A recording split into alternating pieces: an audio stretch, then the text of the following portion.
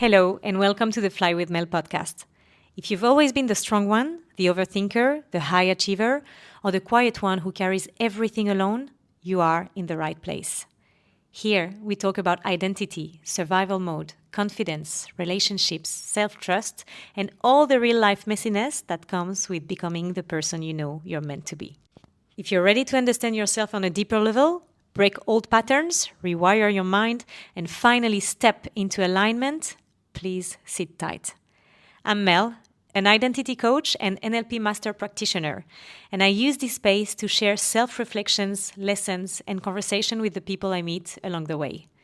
Because everyone you meet has something to teach you. So take a seat and enjoy the flight.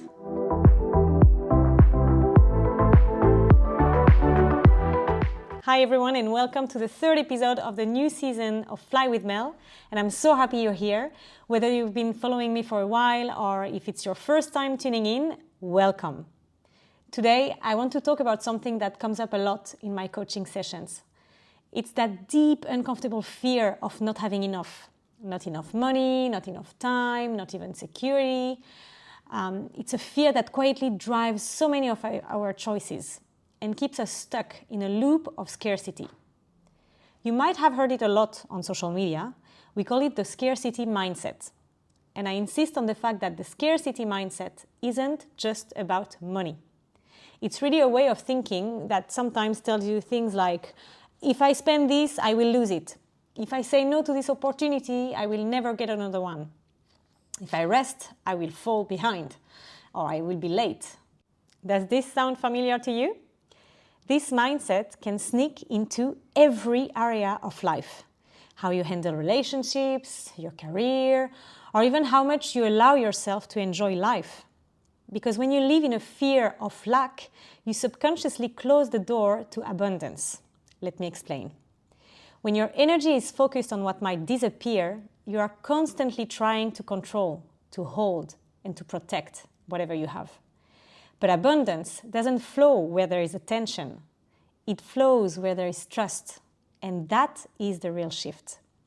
So I often tell my clients, you can't attract abundance if you're constantly acting like it's about to leave you. Because if you think about it, like how do you behave when you're afraid of losing something? You will hold on tight to it. You stop breathing fully. You make decisions coming from fear, not from possibility. You stop creating and start protecting what you have, right?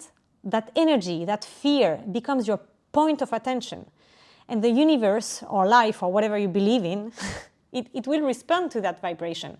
It will mirror it. If you act constantly like there is never enough, you will keep experiencing situations that confirm that belief, because that's exactly what you put in your brain. If you tell yourself a story, your brain will believe it. So if you think that there is not enough and there is never going to be enough, then your brain will believe that and you will act accordingly. So now, how do you do to shift it? Because yes, you can shift that type of mindset. That's the very good news. The first step, and I'm sure for those who have been following me for quite a while, you will know the answer, but the first step is always awareness. It's really noticing when that fear of lack shows up. So it can sound like, I can't invest in myself right now because I need to save just in case, or even I don't deserve that yet, la la la. So when you realize that you have this type of thought in mind, just pause. Just acknowledge them and pause. And then ask yourself, is this decision coming from fear of losing something? The decision that you have to take, for example, book a flight, buy something, invest in yourself. Just ask yourself, if you have a thought of like, I can't invest in this right now, you pause and you ask yourself, is this decision coming from fear of losing something? If that's the case, you need to challenge the story you tell yourself. Because most of the time, that scarcity voice isn't a reality. It's a pattern that you've learned from your family, your education, your society, past experiences.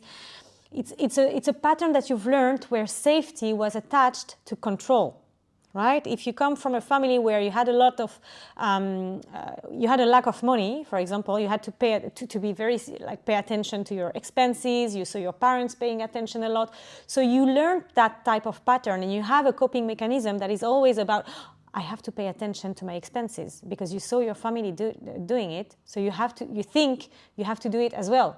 But maybe your situation is definitely not the same as your parents. Maybe your life is completely different. Your incomes are different. Your needs are different. But you keep doing the same thing because that's the only thing you've learned and your brain is wired that way. So, as I said, you really need to challenge the story you tell yourself because the story you have in your brain is your own reality. Perception is unique and different for everyone. And if you start to decide, like if you decide to change the story and perceive it differently, your life will start to feel different. And you will maybe act completely from a place of abundance and not fear anymore. Because when you understand that control isn't safety, safety comes from trusting yourself, from knowing that no matter what happens, you will find a way to make things work. You've done it before and you can do it again. That's what I always tell my client. It's like, do you really think that if tomorrow you lose everything, you won't be able to come back up? And usually people are like, no, I know I can do it because I've been to bigger, like harder places. I've been to dark places. I know I can come back up. I had to overcome much more than whatever I have to overcome today, right? So when you start to do that work about looking behind your shoulders, watching your accomplishment, and start trusting yourself a bit more, that's when you start to shift the story. And that's when you start to make choices that align with growth and not fear. You invest in what expands you and not something that is just maintaining you. You open space for opportunities, for relationships, and for ideas that couldn't reach you before because you were too busy holding on. And you know, that's also the thing that happens a lot in relationships. For people who are constantly in control, you come from a state of fear whenever someone tries to enter into your life. So you will go into analysis mode, for example. You might see red flags everywhere, or you will be like trying to control the relationship, you know, like trying to control the person, trying to save her maybe, you will have a behavior that is coming from a place of fear. And so your energy, which is an energy that is scared, the person in front of you will feel it and will mirror it somehow with the behavior. So when people come to me and tell me, yes, scarcity mindset, money, money, money, is it about just the money and the fear of, not having enough money? No. Scarcity mindset can apply to any area of your life, and relationship is one of them. So to try to change this, because I know I can explain forever all this whole scarcity mindset, but I like to get and to give practical tools, because that's how I personally work, and that's how I work with my clients too. It's to give practical tools, to give actions, and to start rewiring the brain. It's not just about knowing the things, it's also acting on them. The first thing would be to begin small. You can start to just practice gratitude daily, not as a routine, but really as a state of awareness. Notice what is working for you already, what is already enough in your life. Because gratitude will bring you back to the present moment. And the present is where abundance lives. So try to really go deep. Don't just tell me, yeah, Mel, but I sat down with myself and really, apart from being alive, I don't have anything to be grateful for. Really? Really? Are you telling the truth? Are you lying to yourself? Are you trying to see what is good in your life by comparing your life to someone else? Come back to yourself. Come back to your life. What do you have today that you can be grateful for? What have you built yourself? What are the things you're proud of? Are you proud of you? Are you proud of the things you created with your own hands? Are you proud of the people you have around you? Are you proud of the love you are able to give around? Surely there are a lot of things you can be grateful for. So start with that. The second thing is to really allow yourself to give. It can be time, energy, or even just money. But each time you give from a place of trust, you're sending a message to your subconscious mind. It's a message that says there is enough to go around. And that rewires your nervous system to receive more. So start to give more. Stop holding on too tight onto things that you don't even need sometimes. And I have a very funny, very funny story for you. You know, sometimes you have people who go to hotels for work, let's say, and I'm not going to give names here, but, and I have been there myself too when I was younger, because I was also having that scarcity mindset so high into my mind, like so high. It was stopping me from a lot. So you know, when you go to a hotel and you get to your room that has been paid by your job, so you didn't have to invest anything, or even if you go yourself to an Airbnb and that you paid it for yourself, you know, for your holidays, and you enter the room and there are all these soaps displayed for you. And what do? You take them all. You put them all in your bag, even though you just need one soap. There are 5 on the bed, but you take them all, just in case, you know? It's like, oh, it's free. I'll keep them. I'll hold on to them. I'll keep them in my bag just in case. Just that is scarcity mindset. Because if you tell yourself instead, okay, I just need one right now, there is enough, there is plenty. And if I need more tomorrow, there will be tomorrow. There will be more soap. There will be, like, I will always have, the soap is not going to disappear.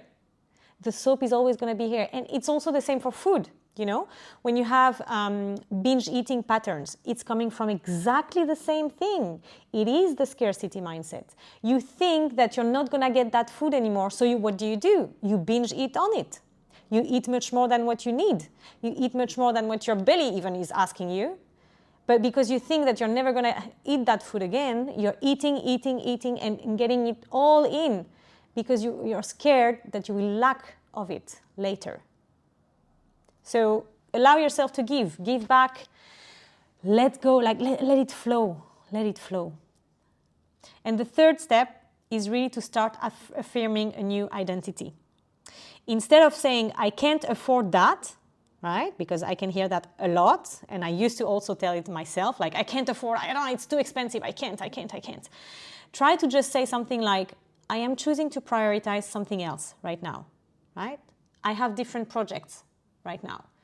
Today, I am focusing on this type of expense. So that other expense, I will have it later, just not now.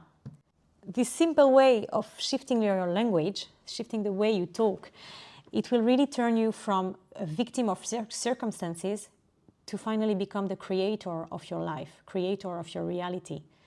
It's really subtle, but it's powerful. And I can tell you, like, I can see the shift every day with my clients. I saw it on me. Because abundance isn't just about having more. It's about feeling safe with what you have now and believing in what is coming for you. So today, I really invite you to look at your relationship with all these different areas of your life where you feel a lack right now, whether if it's relationship, money, anything that is really feeling scarce right now, okay? And ask yourself, what would I change if I trusted that more was on its way? What would I change right now in my life if I really trusted that more was coming my way? And that is where abundance begins. So in whatever situation you might be right now, maybe you're holding on to a job that drains you because you're afraid you won't find better. Maybe you're saying yes to things that don't align with you because deep down you're scared to miss out on something. If that's you, if you are going through that, know that you're not alone. And it's not about guilt or blame here. It's really about awareness. For me, sharing this episode with you, it's really to show you that there are other ways to live your life.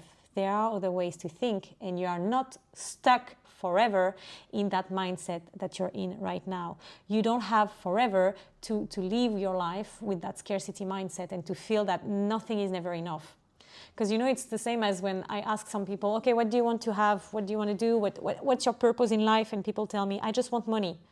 And I'm like, okay, how much? Oh, I don't know. I just want a lot. But how much money do you want? When is that going to be enough? Because if you just say a lot, it doesn't mean nothing. You can have 1 million tomorrow and it's not going to be a lot still for you because you still don't know how much is going to be a lot and enough. Because in your mind, you're still having that fear of like, you can lose it tomorrow and what will happen then? So you want more and more and more. Until when? So, because like the more you want, the more you're also completely in a stress mode, right? Let's be honest with that. Whenever you have an expense, you're like, no, I don't want, because I want more money. So I cannot, I cannot live my life. I cannot use my money right now because I want more. And you never know when is that going to be enough. I keep repeating myself because, I know it's a topic that can touch a lot of people. So if you already think you have enough right now, okay, just trust yourself. You have enough. You have enough in your life to live a life that is beautiful, that is nice, and more is coming your way. That's where you really unlock your energy a bit. You take down the stress, and more abundance can come into your life. Because the moment you stop fighting life, life starts showing up differently. Abundance isn't something you chase. It is something you allow. And the first step is really believing that you are worthy of it. If this episode resonated with you, please share it with someone who might need this reminder today. Hit the subscribe button, and don't forget to follow me on Fly with Mel, Instagram and TikTok. More real talk, stories, and life-shifting conversations are coming your way. Until next time, keep flying.